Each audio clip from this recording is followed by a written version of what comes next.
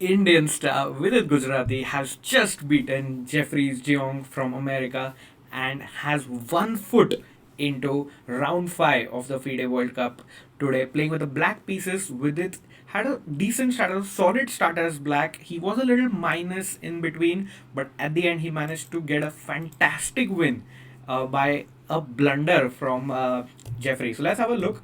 The game started off with the London system, and with it typically known for his solid play, had a nice robust position.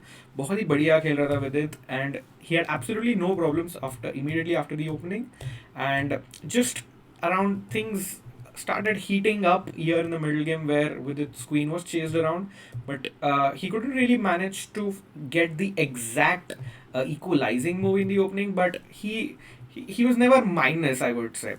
And here, as you can see, still there's a lot of tickle going on, a lot of shuffling going around. Jeffrey gets the bishop against a knight advantage here. The queen is looking slightly off, but okay, there is no real way to take advantage. These two pawns look slightly weak for black because white is going to push them, and the queen side might be a problem. But with it, doesn't really takes so much tension. He just trades a few pieces, makes an escape for his king. Remember, very important. Saves his rook. It's looking pretty normal here, and of course you can't take the pawn because queen d6 check mein rook mara jayega. So knight to e8. As you can see, with it is just holding ground abhi tak. But things take a turn very rapidly here. So remember, as you can see, the times also on the left. White has 8:56, whereas Vidit has 14 minutes. So Vidit is just keeping his position, holding his ground, and Cheong just starts to go wrong around this moment here. He has a rook, great rook, protected by a strong pawn on a6. But this is where I think things got ahead. He got little excited, I feel, and he felt usko jeetna hi hai, like he has to win, and that is where I think Vidit got his chance, and boy did he grab that beautifully. Bishop e4, g6, queen d2. Now he's threatening this rook as well as queen to h6. Vidit is happy to give up the pawn on h6, saying that if you take this, I will give you a check and I will capture this pawn. Remember, Vidit's king is slightly in a difficult position because of mate threat like this, but in fact it was white's king who comes in some trouble.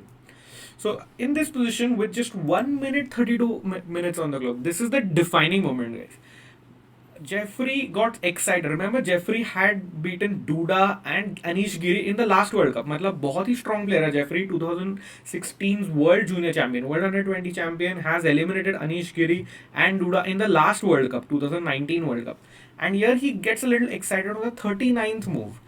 Mind you, 41st move के बाद दोनों players को half an hour extra मिलेगा. So this is a very crucial moment. Jeffrey got excited. He played bishop takes g6, and boy did the tables turn. As you can see, the bar going up. Vidit was shocked. Vidit was completely shocked by this.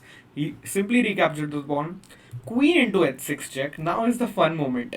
Vidit's king is in a very problematic position. Like there are multiple maiden ones, maiden twos, plenty of checks coming in. He has to be very careful. But as I told you, remember 40th move के बाद दोनों players को half an hour extra मिलेगा. So with it plays his rook c1 check, he gets the half an hour. So this is a very important moment in the match.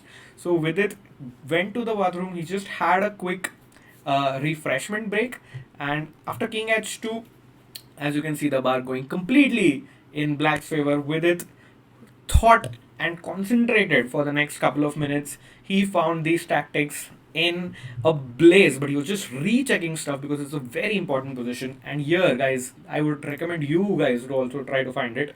Black to play and win, basically. So queen e5 check looks good. Pawn to f4. Remember, we have no waiting move. If we allow the opponent to play, we are checkmated. We have to be fast.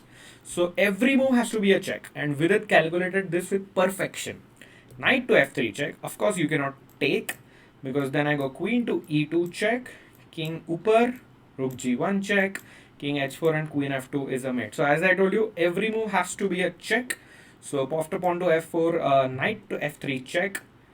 Of course, white's king has to come up. So king to g3, and yeah, so king to g3. Here again, a crucial moment. Queen e1 check. Just testing the waters. If you take, again I have rook c3 check and simple checkmate. So again after queen e1 check, king to g4. Here white has black has two important checks. Ek hai knight h2 check in the corner, ek hai knight, whoops, and knight e5 check. With it once again just took control. As you can see, I'll just share a moment. Look at Jeffrey's face. Here, look at his face. Yeah, there you go. See, he is completely distraught. He's completely troubled by this. This is just before he played queen e5 check with its queen e5 move. And yeah, so in this position, with it just put the final nail in the coffin by playing knight to e5 check, sundar check. Point is, again, you can't go fe5 because I just go rook c4 check, and this king is checkmated. Jeffrey had no option. He brought his king even further. With it, had to be super precise with his calculation. Now queen g3 check hello, yeah, knight f3 check hello. Then even sometimes white is winning.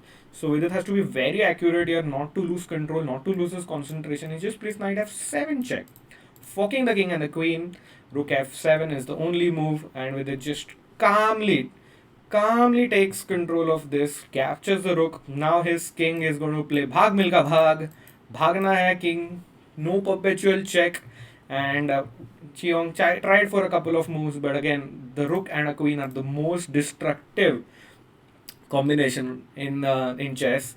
After pawn to f5 takes, Jeffrey just resigned here, and it was like a gift for Vidit, but I'm sure he will be happily take this after his long long tiebreak against Adiban. And Vidit has 1 foot in round 5, and mind you, he might play Durarbeli Vasif or Nodirbek Abdusataro in round 5, who are almost 50 to 70 points below him.